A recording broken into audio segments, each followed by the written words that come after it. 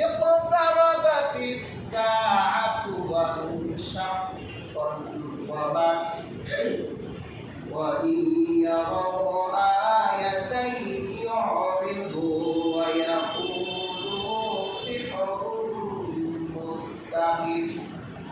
আল্লাহ পাক বলেন কিয়ামত কাছে এসে গেছে, কিয়ামত সন্নিকটে, আকাশের চাঁদ দুই ভাগ হয়ে গেছে। সুবহানাল্লাহ। প্রিয় হাজিরিন, মনে রাখবেন মুজিজা হলো দুই ধরনের। মুজিজা কয় ধরনের? এক মুজিজা হলো মুজিজাতুল আরদিয়া, জমিনের মুজিজা। আরেকটা হলো মুজিজাতুস সামাউইয়া, আকাশের মুজিজা। আল্লাহ যত নবীকে যত মুজিজা দিয়েছেন, সমস্ত নবীর মুজিজা দুনিয়ায় ছিল, কোন নবী আকাশে মুজিজা দেখাতে পারে নাই।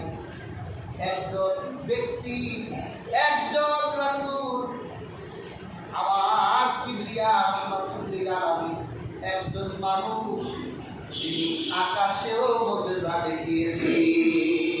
সুবহানাল্লাহ। পৃথিবীর কোন নবীর পক্ষে সম্ভব ছিল না আকাশে মুজিজা দেখানো। সুবহানাল্লাহ। আবু জাহেল এটা জানতো। আবু জাহেল খুব জ্ঞানী। আমরা না বলি মূর্খের বাপ, কারণ ঈমান আনে নাই। আবু জাহেল মক্কার সবচেয়ে বড় জাদুকরদেরকে নিয়ে মিটিং করল যে সে যদি নবীও হয়, তা আমরা তো জানি যে নবীরা ভূপৃষ্ঠে দুনিয়ায় অলৌকিক ঘটনা দেখায়, আকাশে কেউ দেখাইতে পারে নাই। তো মুহাম্মদ রাসূলুল্লাহকে যদি আমরা হারাতে চাই, পরাজিত করতে চাই, পরাস্ত করতে চাই, তাহলে আকাশে আমরা তার কাছে অলৌকিক দেখব। কারণ মুহাম্মদের পক্ষেও আকাশে অলৌকিক দেখানো সম্ভব। জাদুকররা বলল কথা কি?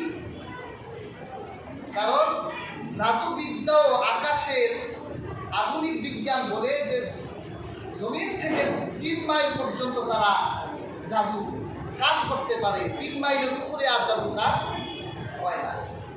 তো মুহাম্মদ রাসূলুল্লাহ যদি জাদুর শরণাপন্ন হয়, 3 মাইলের উপরে উঠতে পারবো না। আমরা জাদুকররা আকাশ রক্ষা করব, কিছু জাদুকর দিব, জমিন রক্ষা করবো। মুহাম্মদ রাসূলুল্লাহকে এবার ভাগিয়ে দিব। আমরা কুরাইশদের কাছে মুহাম্মদ রাসূলুল্লাহকে আমরা মিথ্যাবাদী বানিয়ে বিশাল চক্রান্ত করে আল্লাহ হাবিবকে বলল, মুহাম্মদ তুমি কি আকাশের চাঁদ দুই ভাগ করতে পারো? কি বলেন, আকাশের চাঁদ কি 3 মাইলের নিচে না উপরে? আবু জাহেল তো জানে এটা সম্ভবই না, জাদু দিয়েও সম্ভব না, আর কোনো নবীরা আকাশও দেখাতে পারে। আল্লাহ হাবিব বলল, যদি আমি আকাশের চাঁদকে ইশারা করি, তাহলে আকাশের চাঁদ দুইবার করে।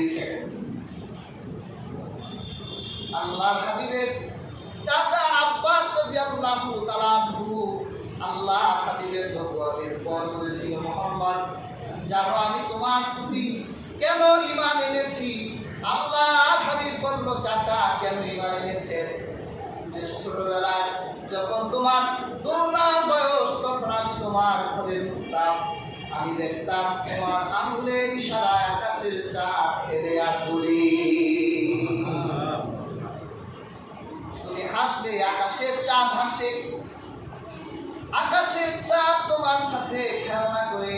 আল্লাহ হাবিব বলে, না আমি তো সাধারণ মানুষ নই, এই জন্য আল্লাহ পূর্ণিমার চাঁদকে আমার খেলনা বস্তু বানাই দিয়েছি।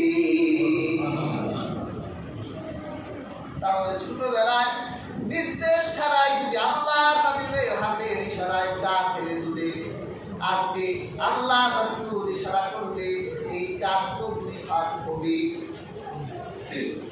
তাহলে আবু জাহেল বলল, ঠিক আছে তুমি দাঁড়াও, তুমি যে জাদুকর সবার হলো, আকাশ প্রতিরক্ষা দাও, যাতে মুহাম্মদ মানুষের চোখে ধোঁকা দিতে না পারে, আর মানুষের চোখ ধোঁকা দিতে যাতে না পারে। আর এমনি তো পারবে না, জাদুকররা সব জাদু দিয়ে রাখবো। আল্লাহ হাবিব হাতের ইশারা করলেন। ইয়া হাজিরিন, সহি হাদিস এসেছে আল্লাহ হাবিবের হাতের ইশারায় পূর্ণিমার চাঁদ দুই পাহাড়ের দিকে দুই টুকরা হয়ে পড়ে গেল। কুরআনে আসছে, তখন ওরা আল্লাহ হাবিবকে বললেন, মুহাম্মদ তুমি শুধু জাদুকর নও, তুমি জাদুকরদেরও জাদুকর। জাদুকররা আকাশে জাদু দেখাতে পারে না, তুমি আকাশেও জাদু দেখাও। আমাদের ভাগ্যে তো ইমান নাই। আমরা ছোট্ট অলৌকিক দেখলেই পাগল হয়ে যাই।